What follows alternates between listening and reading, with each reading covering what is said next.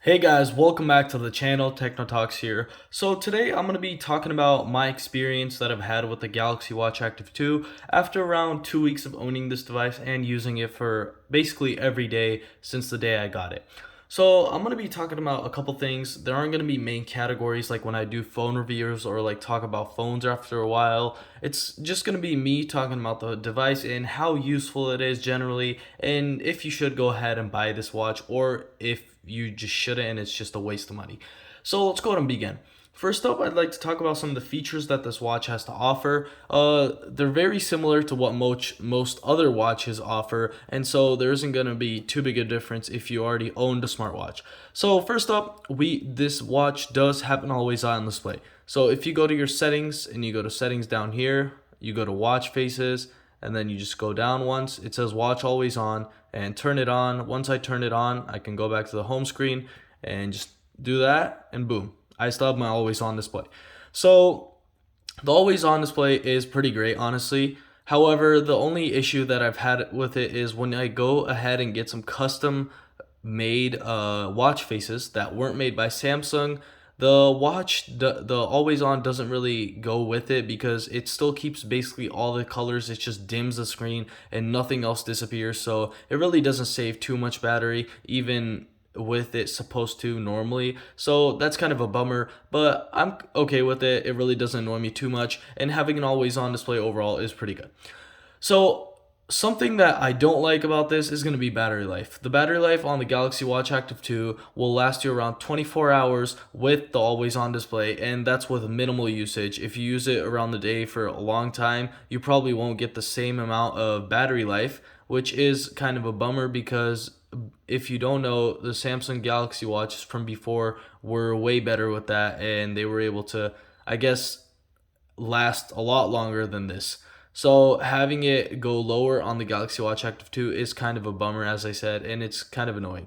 So let's go ahead and go to battery real quick, and let me go ahead and show you. So standard power mode, it's going to go ahead and say 2 days, 1 hour, 16 minutes, which really doesn't go like that. Don't really believe this because in my testing with the always on display, this watch only lasts me around a day, not more, not less. So with the always on display off, you're gonna get around 2 days. So if I didn't have the always on display on, this would be pretty accurate. I'd have 2 days. And then when you go to optimize battery, so let's go ahead and go back real quick, optimize battery. This will go ahead and optimize some settings for you, which will make it better, but it will go ahead and bring a lot of things down, which might get annoying. And then we also have, let me go ahead and scroll down. We also have power saving mode, which gives you approximately 4 days. Not 4 days, 21 hours. It does only give you 4 days, and that's without using it at all, basically. Because what this only allows you to do is see the watch, see the time, and also it shows you some steps that you're taking. So it's like it has little steps on the bottom, and then it gives you a number count, plus it shows you the time. And you can't also, like, normally when you like flick your wrist, it like shows it opens the screen. It doesn't do that anymore. You have to click the button each time, which does get annoying not having that watch on there all the time. And then the last thing that we have is watch only. So this basically closes everything off of the watch. You only get your watch, you only get a little time, and it's not even customizable. It's just one look. You can't change it. It stays the same the whole time. There's no step counting. There's nothing. Everything is turned off. No heartbeat sensor. None of that. You only see a little time when you click the button, and that's about it. So battery life, as I said, if you really want to keep it on watch only and get that 40 days, go ahead, do it. But I wouldn't recommend it. And if you want to do that, and you're getting a Galaxy Watch Active 2, that's not really the smartest choice. I'd go ahead and get another watch like a Casio or something for a lot cheaper, or another smartwatch which is way cheaper and just show the time. And that's why I did kind of want to rant about the battery life on this. It's really not the best. Most people will probably keep it on standard so they can actually access their apps and stuff like all the music, Samsung Health, Galaxy Store, weather, phone, and then messages and whatnot. And that's the reason why that I really don't like the battery life. So next up is going to be the usability. So this watch hasn't really lagged out on me. I haven't had any lag issues with it. As you can see, it's really smooth. The OS is really smooth. I believe it's called Tizen OS, the one that Samsung uses. They don't use Google's smartwatch OS. They go ahead and use Tizen OS, which I feel like is way better than what Google has to offer. So it's honestly really smooth. Let me go ahead and do the scrolling one more time. As you can see, it works perfectly with the bezel that's on the screen, which isn't a physical bezel. Let's go ahead and click this.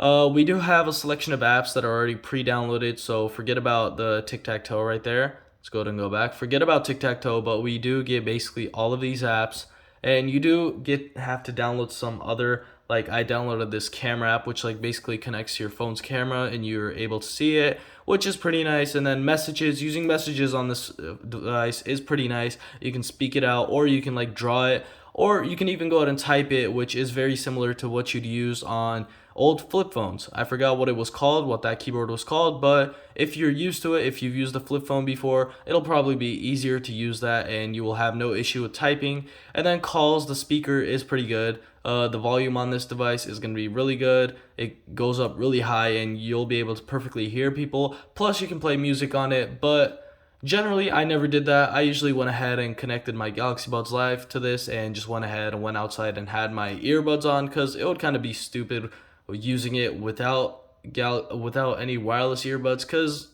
it kind of defeats the purpose. You wouldn't be able to hear it really well. You'd always have to keep it up to your ear so you could hear it better. But other than that, as I said, those are how the speakers are. So now let's go back to usability. Usability is pretty good. So I'm able to send messages, I'm able to call people, and I'm also able to do some other things like slight internet browsing, which kind of does suck because it's like a little small screen. Let me go ahead and show you real quick. Let's go ahead and click that.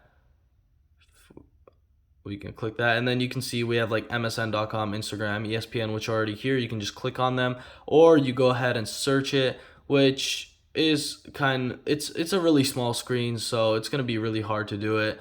I didn't use it. I only went ahead and tested it out because like Instagram was on there and I wanted to see how it looked. And generally, it's not the best. You really won't use that internet.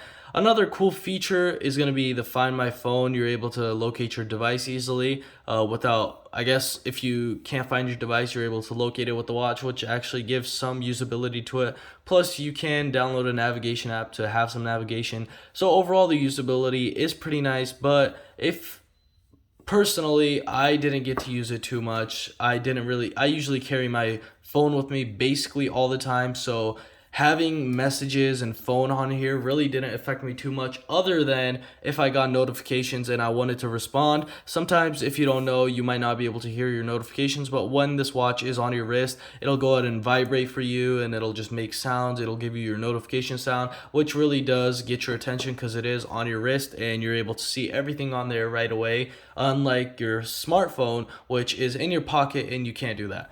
So accessibility, if you're going to go for the LTE variant, which I don't have here, I have the Bluetooth variant, and you're a person that generally doesn't carry their phone around too much, then this is a watch for you. Go ahead and buy it. However, if you're like me, which really basically has their phone on them at all times and really doesn't care for a watch, and if the only reason you're getting this is for the time, then don't even bother. $250 for the Bluetooth variant for 44 millimeters, and a lot of people will probably go for the 44 millimeter because the 40 millimeter is way smaller, and I'd honestly like a little bit bigger screen than having a smaller screen. So for $250, unless, as I said, you're a person that doesn't really carry their phone around too much and you got the LTE variant, which is around $300, then go for it. Definitely, if you really believe that you're going to use this watch, if you're going to use the texting, you're going to use the phone, and you're going to use all the other features, then go ahead. Why not? This watch will be a perfect watch for you, especially if you have a Samsung device. Not even that, even if you don't have a Samsung device, you can go ahead and download the Wearables app on any Android device and go ahead and use this, and you will have no issues.